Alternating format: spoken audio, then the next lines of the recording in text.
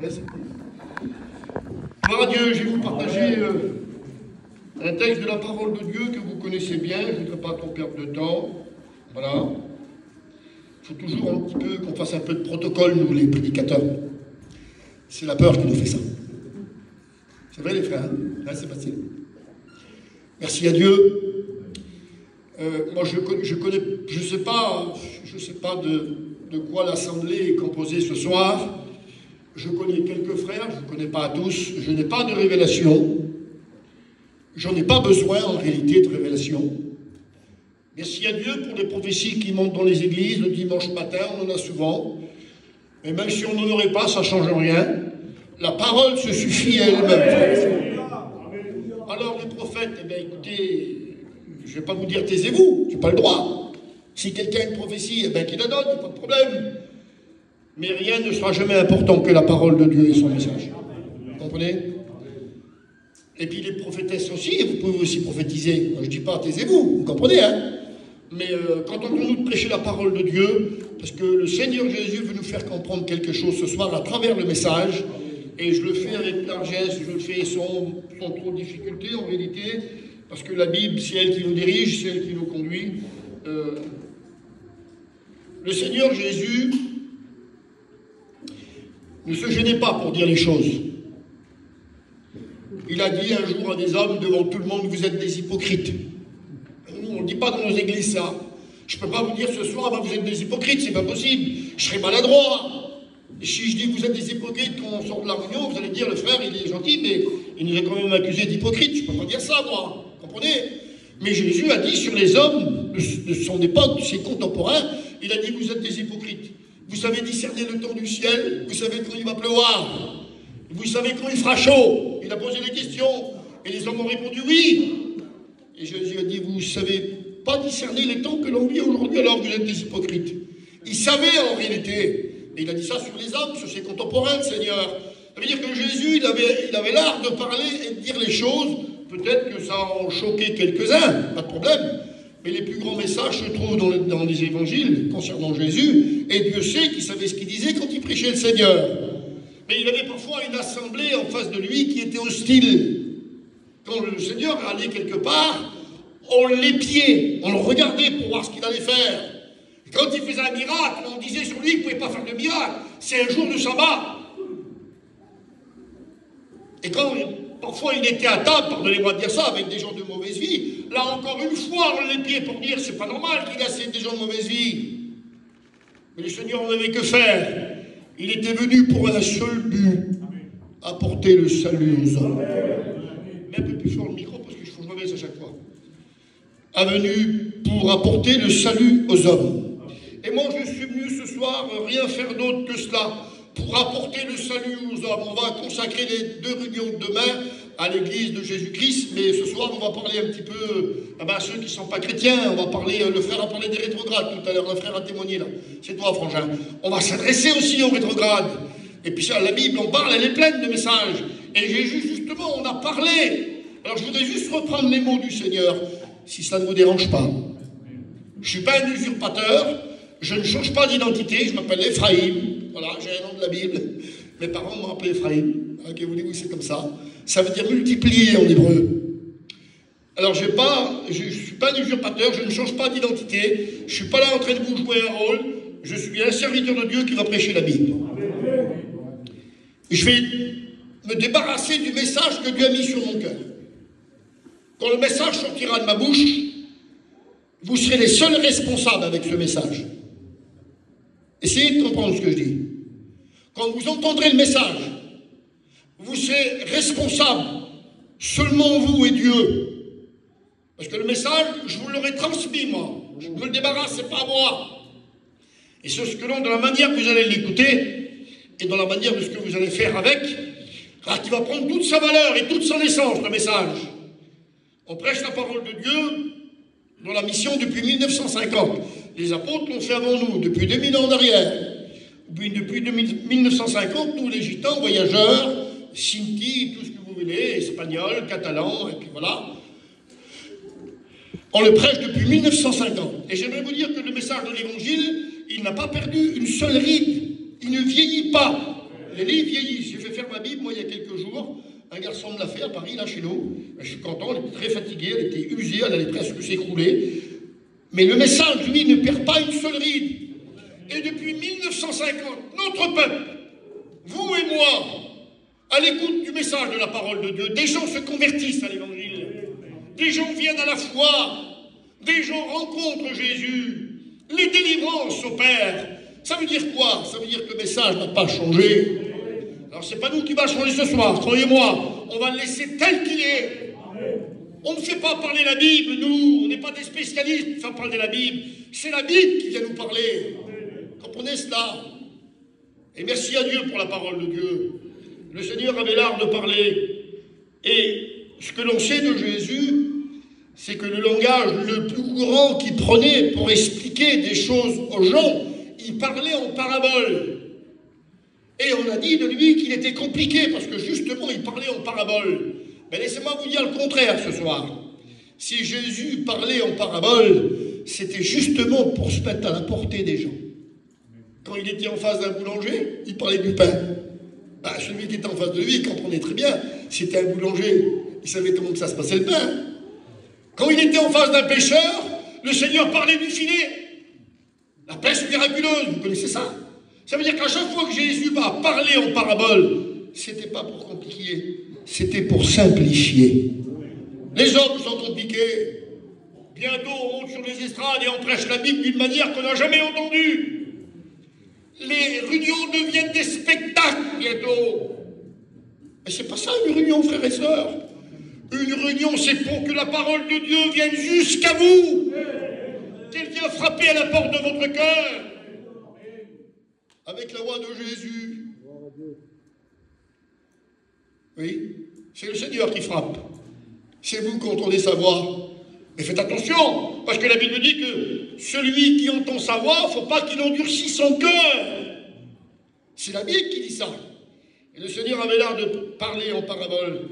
Et je vais vous en parler un tout petit peu, moi, si vous me le permettez. Ça ne vous dérange pas? Allez, c'est parti. C'est bavard, un prédicateur, hein. Ça parle.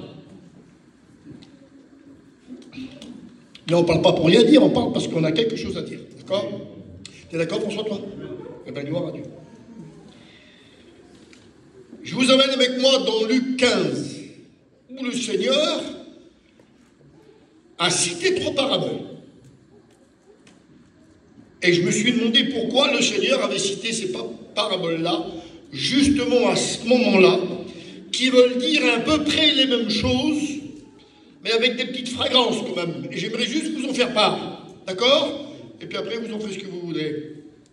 Écoutez ce que dit la Bible. Le chapitre 15 de Luc. Tous les publicains et les gens de mauvaise vie s'approchaient de Jésus pour l'entendre, pour l'épier. Rappelez-vous, les pharisiens et les scribes murmuraient, disant: cet homme accueille des gens de mauvaise vie. Voilà, on était venu pour accuser Jésus, si vous voulez. Et c'est à partir de cela que le Seigneur Jésus explique quelque chose. Alors, on ne va pas en dire plus, d'accord? On va dire juste les mots qui nous intéressent. Et le Seigneur a commencé à expliquer, connaissant leurs pensées, connaissant leurs idées. Alors, les pharisiens, ils avaient une particularité. Il y a un nouveau mot qu'on emploie maintenant, si vous voulez, pour traduire ce mot-là. C'était des stoïciens. Alors, un stoïcien, vous savez ce que c'est? C'est quelqu'un qui reste froid. C'est quelqu'un qui n'agit pas. Un stoïcien, c'est quelqu'un que... vous voyez, alors le peuple gitan, il n'est pas comme ça du tout. Hein. S'il y a une maman qui crie dehors, là, tout à l'heure, l'église va se vider en 30 secondes. Ça, c'est le gitan. Le petit se fait écraser. Donc, on a passé un petit peu vite, le petit s'est pas fait écraser. Mais on a tellement peur que tout de suite, on s'affole tous. C'est vrai ou pas? On est comme ça, hein. Mais les stoïciens, c'est le contraire. Les stoïciens, ils restent de marbre, ils restent froids devant n'importe quelle situation. Mais les pharisiens, c'était comme ça. Et justement, parce que là, il y avait une accusation sur Jésus, en disant qu'il mangeait avec les gens de mauvaise vie, et le Seigneur, c'était tout le contraire des stoïciens. Et là, il explique une parabole. On le lit ensemble. Je vais essayer de faire le plus vite possible, d'accord? Je ne vais pas vous tenir longtemps, et en plus, ça m'arrange, je suis extrêmement fatigué. Mais on y va. Et le Seigneur dit ça. Et il leur dit cette parabole. lequel d'entre vous, s'il a 100 brebis, écoutez, qu'il en perd une, ne laisse les 99 dans le désert pour aller chercher celle qui s'est perdue, jusqu'à ce qu'il la trouve. Lorsqu'il l'a trouvée, dit Jésus, alors on ne va pas s'arrêter sur toutes les paraboles, mais il y en a une qui nous intéresse. Lorsqu'il l'a trouvée, il la met avec joie sur ses épaules. Écoutez, et de retour à la maison, il appelle ses amis et ses voisins. Il leur dit, réjouissez-vous. Essayez de comprendre un tout petit peu la réponse de Jésus à la réflexion des pharisiens et des publicains, en disant, mais cet homme, il mange avec des gens de mauvaise vie. Et le Seigneur leur parle tout de suite d'une brebis qui se perd. Suivez-moi. Et contraire aux stoïciens, si vous voulez, Jésus est en train de dire là que le berger, justement parce qu'il perd une brebis, il ne reste pas indifférent. Il ne reste pas de marbre, il ne reste pas froid, si vous voulez. Il en a 99. C'est vrai qu'il pourrait dire qu'il en a 99, il y en a assez. Mais non, pour la petite brebis qui s'est perdue, la Bible dit qu'il laisse le troupeau et il se met à chercher celle qui est perdue. Vous savez pourquoi? Je vais vous le dire. Parce qu'une brebis, ça a cette particularité. Écoutez bien. Je quelques petites secondes dessus, mais c'est pas le thème en réalité. Une brebis, quand elle sort de l'enclos, écoutez, elle n'est pas capable de revenir dans l'enclos tout seul. Quand elle est sortie de l'enclos, vous pouvez vous renseigner si vous voulez, quand elle sort de l'enclos, elle marche tout droit. S'il n'y a pas le berger avec le petit houlette, le bâton pour la ramener, elle n'est pas capable de retourner tout seul à la bergerie. Elle continue à marcher. Et plus on crie derrière elle pour essayer de la faire venir, et plus elle s'entête, elle a peur, et plus elle avance. Et plus elle se perd. Vous voyez? Ça a cette particularité, une brebis. Et le berger qui est Jésus, là, il laisse les 99 parce qu'en réalité, il sait qu'elle ne reviendra pas. Tu es en train de dire quoi, Frahim, là? Ben, Dieu connaît nos cœurs, ici. Et cette parabole-là, écoutez bien, c'est le salut prêché à l'humanité. Parce que quand le berger trouve la brebis, il appelle ses voisins et il dit, venez avec moi. Cette brebis était perdue. Elle est revenue à la vie. C'est pas un rétrograde, hein? C'est pas un rétrograde, ça. Hein? Puisque la fin du texte, il dit, il y a plus de joie dans le ciel pour un seul pécheur qui se répand que pour 99 justes qui n'ont pas besoin de repentance. Là, il est question de la réjouissance quand un homme vient à Dieu, qui donne son cœur au Seigneur. Puisque Jésus, puisque Dieu, si vous voulez, la Bible dit qu'il a tant aimé qu'il a donné Jésus. C'est Jésus qui fait le pas. C'est Jésus qui fait l'action pour sauver les hommes. Retenez. Le Seigneur explique cette parabole. Et là, on est devant la conversion d'un païen qui vient à la grâce. Et c'est tellement important pour Jésus. Donc c'est le contraire des stoïciens, si vous voulez. Il laisse les 99, le Seigneur. Il marche, il court, il part. Il va chercher celle qui est perdue. Y aurait-il quelqu'un de perdu ce soir? J'en dis pas plus que cela. Tu es au bon endroit. Que Dieu te bénisse. On continue. Et le Seigneur dit ça. La deuxième parabole. Toujours dans le même contexte. Il dit, ou alors, quelle femme, si elle a 10 drachmes, qu'elle en perd une, 10 drachmes. Ben, je ne vous apprends rien. Vous savez que 10 drachmes, c'est ce qu'il fallait pour se marier. C'était la dot de mariage. Il en fallait 10, il n'en fallait pas 9. Même si 9, on peut dire, ben voilà, ça ressemble un petit peu, si vous voulez, aux 99 brebis, là. On est d'accord? Pour une brebis, c'est pas la peine que tu te... Et si? Une âme sauvée, c'est important pour Jésus. Une drachme perdue. Alors une drachme, ça a aussi une particularité. Écoutez, une drachme, c'est une pièce. Il en faut 10 pour se marier. Elle en a 9. Et tant qu'elle en aura 9, le mariage ne se fera pas. Vous êtes d'accord avec moi? Il en faut 10, c'était la loi de l'époque. C'était la dot du mariage. Il n'y aurait jamais eu de mariage s'il n'y a pas 10 pièces. Elle en perd une. Et si la petite brebis qui sort de l'enclos, on ne peut pas la ramener à part qu'avec un petit bâton, avec une petite houlette là, Ta houlette et ton bâton me rassurent. La houlette, c'était pour récupérer la petite brebis, pour la ramener au bercail. Eh bien, une pièce, laissez-moi dire ça, ça a encore moins de capacité pour revenir une bercail, parce qu'il n'y a pas la vie dedans. La femme l'a perdue volontairement. Il faut que c'est elle qui fait la démarche pour aller la chercher. Vous êtes d'accord avec ça? Elle fait sa petite démarche, il faut qu'elle trouve sa pièce. La Bible dit qu'elle allume la lumière. C'est quoi la lumière, Faïm? La lumière, c'est quand un prédicateur parle de Dieu, un chrétien témoigne, un chrétien chante, et par l'action du Saint-Esprit, la lumière s'allume dans le cœur ténébreux, dans le cœur sans Dieu, dans le cœur sans Jésus. La lumière est allumée par l'action du Saint-Esprit, et on arrive à comprendre le message. Et on continue.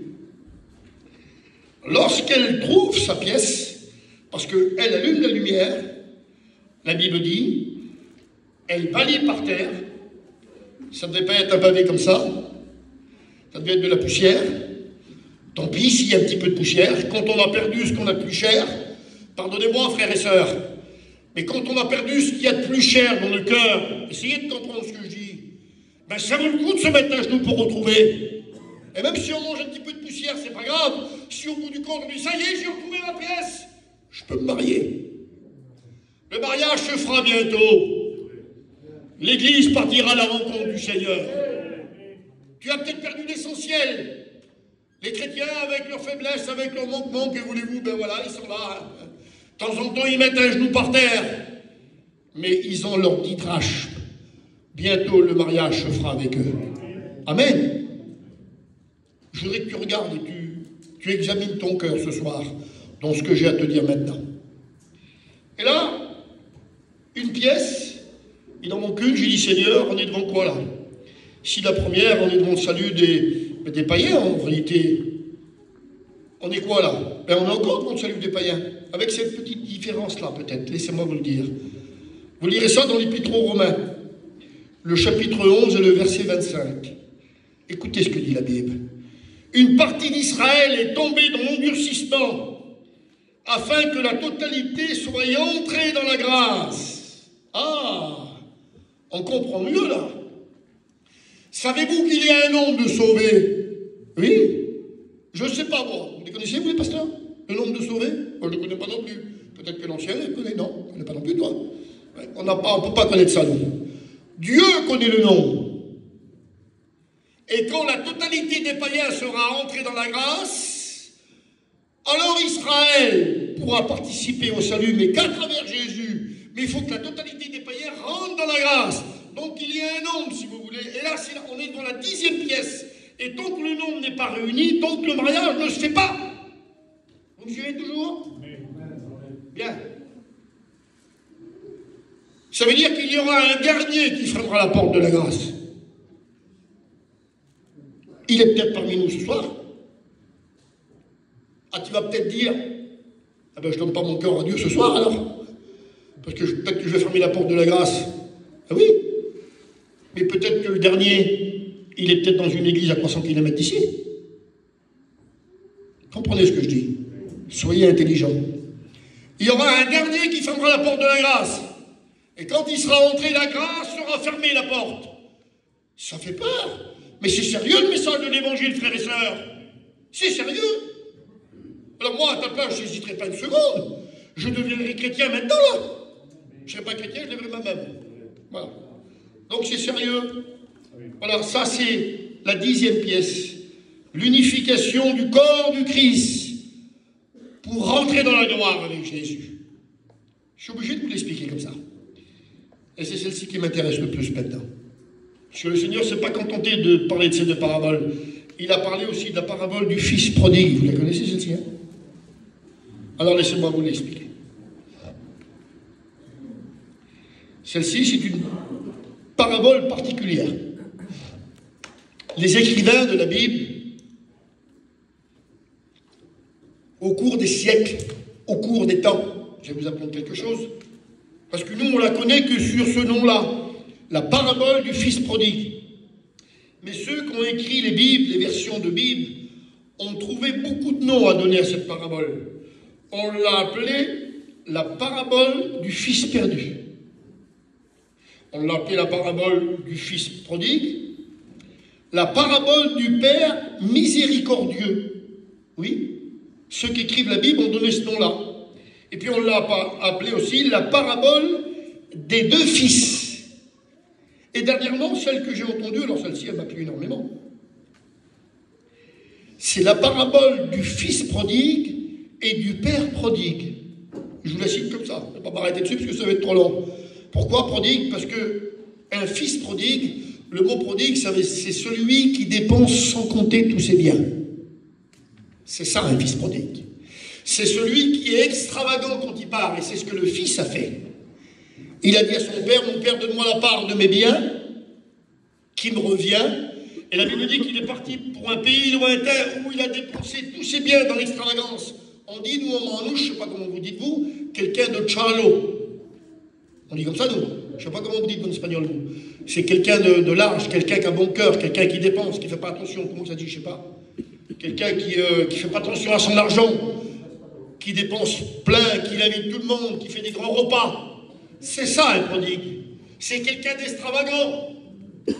Et on a dit que le père aussi était prodigue. Mais de quelle façon, je n'arrive pas à comprendre. Je vais vous l'expliquer après. La parabole du père et du fils prodigue. Et peut-être qu'elle concerne pas mal de gens, celle-ci. Ou peut-être une seule personne dans l'église. Alors vous êtes très bien placés, bougez pas, hein, parce que ça ne va pas durer longtemps. Écoutez, il a pris ses biens, je ne vais pas tout le traduire, tout entier, ça va être trop long. Et il est parti chez un étranger, travailler pour un étranger dans un pays lointain, où il a mangé tous ses biens, la Bible dit. Pardonnez-moi, je vous demande pardon. Il a mangé tous ses biens avec les femmes de mauvaise vie.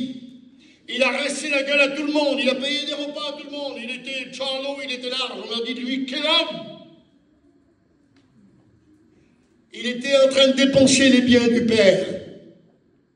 Quand on est un chrétien, on reçoit de la part de Dieu des biens. Pas des biens matériels, frères et sœurs. Des biens spirituels. La paix, la joie, les fruits de l'esprit, vous comprenez cela? La sainteté vient dans nos cœurs.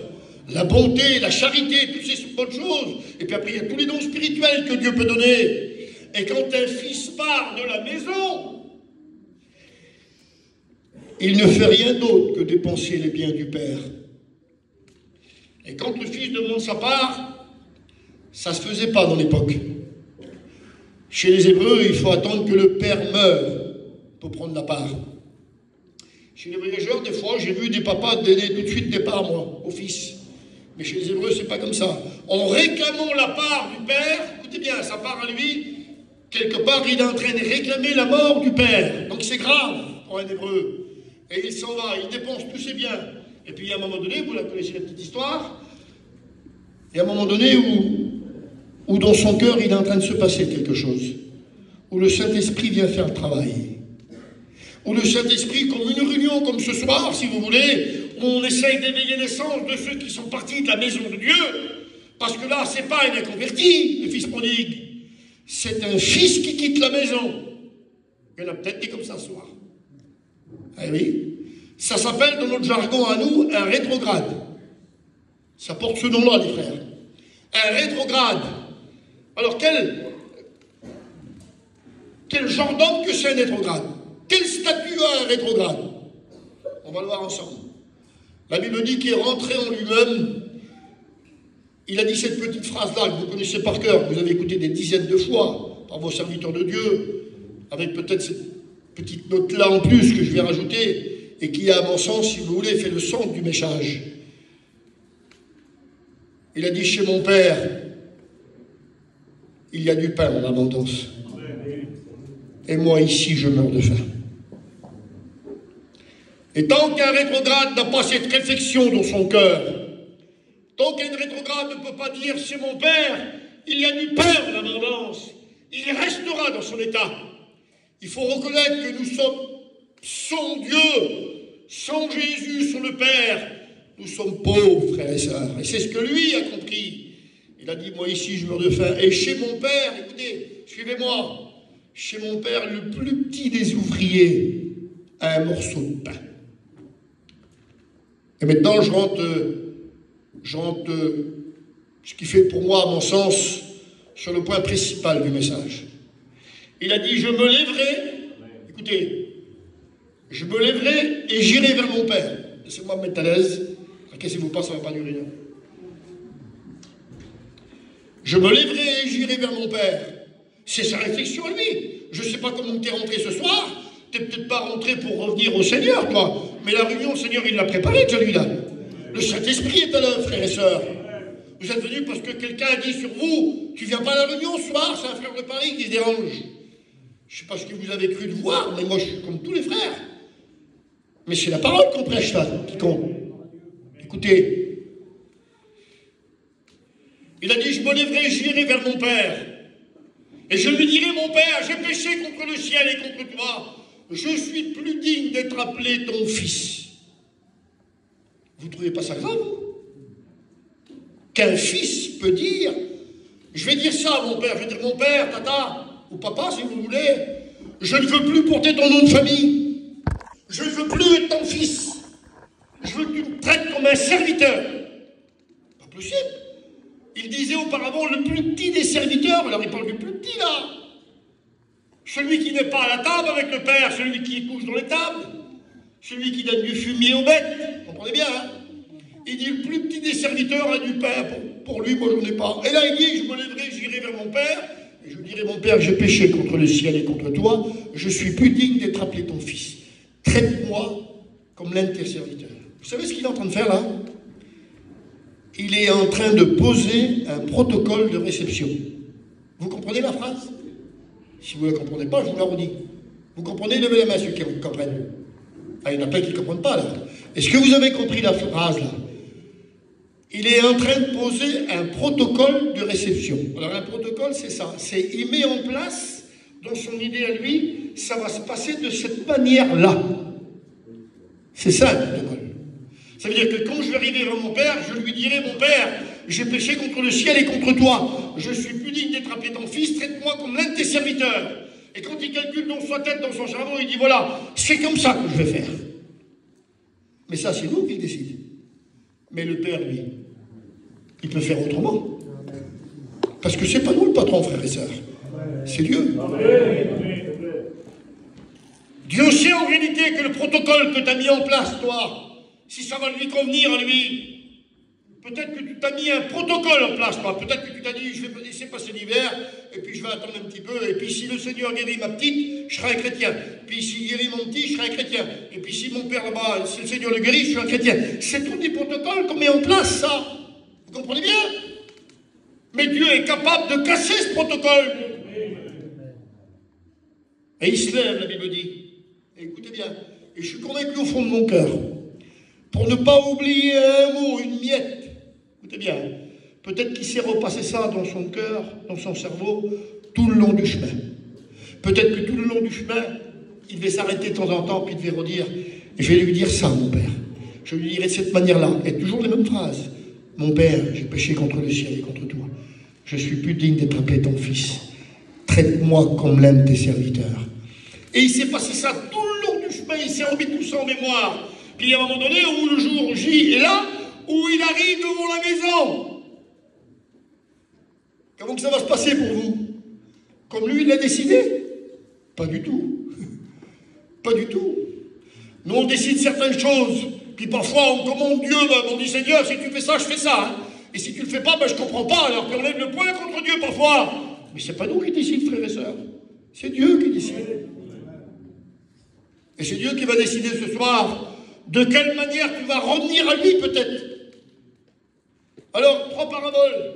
Une concernant les inconvertis. Il y a de la joie dans le ciel pour un pécheur qui se repent. Un pécheur qui se repent. Et puis la parabole de la drachme perdue, la quantité revenue dans l'église, vous comprenez ça? Un homme dans l'église. Et puis cette parabole-là. Et puis il arrive devant la maison, le fils. Et comme il arrive devant la maison, ça ne se passe pas comme lui il veut. Ah oui. Parce que déjà, c'est pas lui qui voit le Père, c'est le Père qui le voit de loin. La Bible dit que le Père le voit de loin, son Fils. Alors je m'imagine un petit peu la scène, pardonnez-moi, mais je suis obligé de me l'imaginer un petit peu. Faites-moi grâce, d'accord? C'est pas marqué dans la Bible comme ça, mais je le fais un petit peu à l'agitant. On arrive à faire comprendre des choses à l'agitant.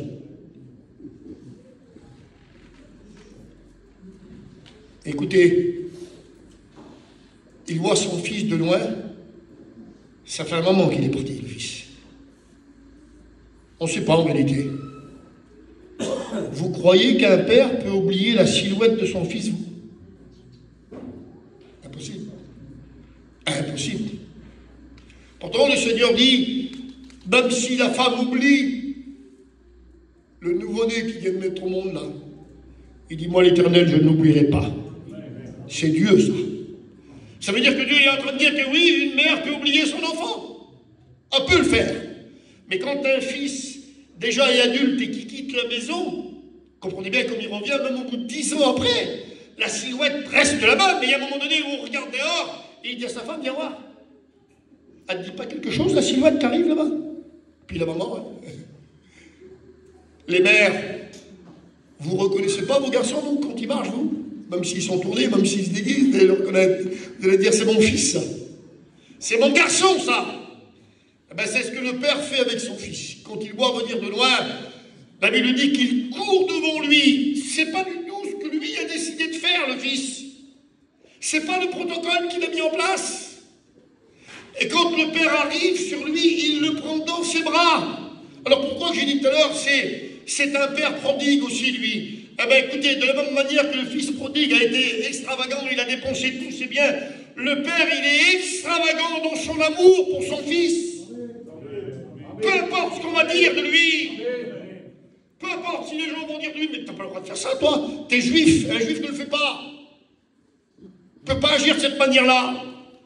Mais quand le Seigneur parle, c'est pas la méthode des stoïciens. Le Seigneur parle avec un cœur qui aime.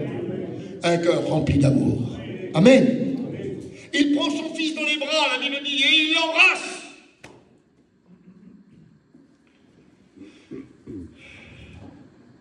Et le protocole est cassé. Et pourtant, le fils va commencer à parler.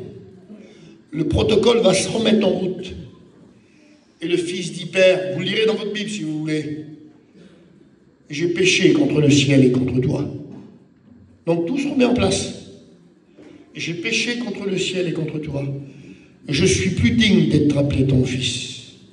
Mais si vous faites bien attention à cette phrase-là, quand le fils est devant le père, il ne va pas jusqu'à la fin de la phrase. Le moment où il faut dire « traite-moi comme l'un de tes serviteurs », le père casse le protocole. Il n'y a que Dieu qui peut faire ça. Et Dieu dit « stop ! C'est mon fils qui était mort. » Mais comment il est mort? C'est mon fils qui était mort, même s'il est parti, même s'il a dépensé mes biens, même si tu as dépensé les biens, même si ça fait 10 ans que tu es parti, tu restes pour Dieu un fils. Pas possible, frère, oui. Mon fils qui était mort, il est revenu à la vie. Il n'a pas dit, attends mon garçon, t'es gentil, tu reviens, il va falloir que tu t'arranges. Hein. Enfin, t'arranges tes petites affaires. Tu as dépensé tous les biens que je t'ai donnés. Il n'a même pas fait allusion seulement à ce qu'il a mangé, le fils. Il a dit, mon fils était mort, il est revenu à la vie. Le père seul peut casser le protocole, comme pour dire à son fils, même si tu t'es éloigné, tu resteras toujours un fils. Et je voudrais dire ça au rétrograde. Le Seigneur a dit ça aux pharisiens. Pardonnez-moi, c'est un mot fort, mais je vais vous le dire quand même. Le Seigneur a dit à ces pharisiens-là, vous avez pour père le diable. Oh, c'est grave. On ne disait pas ça sur les hommes. Pourtant Jésus a dit, vous avez pour père le diable. Mais laissez-moi dire à tous les fils qui sont partis de la maison, votre père à vous, c'est Dieu. Votre frère, c'est Jésus. Vous pouvez revenir comme vous voulez à la maison. Les portes sont entrouvertes pour vous. Que je ne puisse pas vous gêner ce soir par les mots que je suis en train de dire. Donnez-moi l'heure, les frères. Hein? Encore un petit peu, là. Dans 5-10 minutes, puis je m'arrête. On ne met pas plus longtemps que ça. Je voudrais gêner personne ici, là. Écoutez, je pense que c'est important. On met parfois des protocoles en place. Et on dit, Seigneur, ça se fera comme ça. Ça se fera comme ça. Pendant que le Seigneur, lui, décide autrement. Laissez-moi trouver ma petite feuille, elle est là. J'ai noté quelques petites notes comme ça. je vais vous les partager. Le Seigneur ne voudra jamais qu'on soit des ouvriers. Ah, des ouvriers dans sa moisson, oui, pas de problème. Mais quand le texte de la Bible fait allusion à l'ouvrier, là, il fait allusion à l'ouvrier de la maison, qui n'est pas un fils, si vous voulez. Celui qu'on donne la gamelle dehors. Ça ne marche pas comme ça avec le Seigneur. Même si ça fait 10 ans que tu es parti, même si ça fait 5 ans que tu es parti. Un fils, vous savez, si mon fils quitte ma maison demain, et s'il part pendant 5 ans ou 10 ans, s'il quitte mon foyer, je sais ce qu'ils vont dire, ceux de ma famille, et ceux de ma région là-bas. Ils vont dire, quel vilain garçon, ça fait 10 ans que son père ne l'a pas vu. N'est-ce pas? Ah oui, on va dire ça, nous. Si un fils vous quitte votre maison demain, et si vous restez 10 ans sur le noir, ceux les plus proches de vous vont dire, mais le fils là-bas, ça fait 10 ans qu'il est parti, c'est pas possible. Mais quand quelqu'un va le croiser dans une rue, même 20 ans après, on dira de lui, tu connais ce garçon? C'est le fils d'un tel. C'est vrai ou pas? Il restera le fils de son père, toute sa vie. Ben, je voudrais dire ça, et je m'adresse au rétrograde. Le Seigneur vous aime. Amen. Le Seigneur vous aime, et s'il y aurait ce soir, il ne faut pas se sentir gêné, mais s'il y aurait quelqu'un qui voudrait revenir à Dieu, moi je ne veux pas vous gêner, je ne suis pas habitué à faire des appels, moi, tout ça. Je voudrais éveiller en vous votre sens de la vie chrétienne dans vos cœurs. Parce que quand on est un chrétien, quand on a rencontré le Seigneur, on peut s'éloigner pour un temps. Et ce que l'on tombe sans se relever, la Bible dit, clairement, c'est marqué textuellement comme ça. Oui, on peut tomber demain, mais on peut revenir. Oui, on peut tomber. Cette fois, le juste tombe, et cette fois, il se relève. Que le nom du Seigneur soit béni pour sa grâce. Ça s'appelle la grâce de Dieu. Vous voyez, le Père n'est pas du tout un stoïcien comme les pharisiens. Il déploie de l'amour pour son Fils. Et cette réunion ce soir, elle est basée sur l'amour. Alors si on a cité ces paraboles-là, écoutez bien, je vous ai dit ça tout à l'heure. Je vous ai dit que la parabole là, on l'appelait la couronne des paraboles. La fleur de toutes les paraboles, elle est importante, frères et sœurs. La parabole du fils perdu, la parabole du fils prodigue, la parabole du père miséricordieux, la parabole des deux fils. Et regardez la dernière phrase. C'est quelqu'un qui l'a appelé comme ça. Un des pasteurs qui a écrit la parole de Dieu, la parabole du fils retrouvé. Y aurait-il un fils perdu ce soir? Je suis mieux avec ce petit mot-là, moi. Je me suis dit, la première réunion, je vais leur dire ça. Ça ne me gêne pas de vous le dire. Y aurait-il un fils perdu? Il y a un père à la maison qui attend. Il y a un père à la maison qui a gardé la table, qui a gardé la place. Quand le fils vient, le père dit cela, regardez. Tuons le veau gras. Vous savez ce que c'est qu'un veau gras? C'est une bête qu'une famille engraisse pour un jour particulier. Il peut y avoir des animaux, c'est les gens qui servent, pas de problème. Mais dans les familles juives, on engraissait une bête pour un jour particulier, un jour exceptionnel. Et quand le père dit tuons le veau gras, vous connaissez la deuxième partie du texte, et je vais m'arrêter là, moi je ne vais pas aller plus loin. C'est le frère qui n'est pas content, et il lui dit tu n'as jamais rien tué pour moi. Et le père dit tu aurais dû profiter, tu es là avec moi et tout est à toi, tu aurais dû prendre mais tu ne l'as pas fait. Mais aujourd'hui, c'est un jour particulier, et le jour particulier, chez les Juifs, on tue le veau gras. On l'a préparé, on l'a cajolé, on l'a bichonné, quand elle est venue au monde, on a dit elle est toute petite, on va la garder, celle-ci, on va l'agresser pour un jour particulier. Et quand un rétrograde revient à Dieu, c'est un jour particulier, frères et sœurs. Je m'adresse aux chrétiens ce soir. Vous avez été rétrograde, vous? Levez voir la main. Ceux qui ont été rétrogrades une fois. Tu as été rétrograde, toi, hein? Levez la main, n'ayez pas honte. Je vais vous mettre à l'aise. J'ai été rétrograde, moi. Et j'avais mis un protocole de réception. J'avais dit, voilà, je viendrai à Dieu un petit peu plus tard. Pour l'instant, je fais mes petites affaires. Et vous savez ce qui m'a ramené? Ce qui m'a ramené au bercail, c'est un coup de revolver dans une boîte de nuit à 5 h du matin à Paris. Oui. Je vous en dis pas plus. La balle m'a transpercé par en part. Je n'ai pas l'habitude de rendre mon témoignage. Et puis elle m'a transpercé par en part. Elle a atterri dans le mur. Puis je me suis trouvé, j'ai tombé par terre devant tout le monde. Et puis on m'a emmené à l'hôpital, j'ai tombé dans le coma. Et le Seigneur a fait le miracle. Le veau gras a été tué.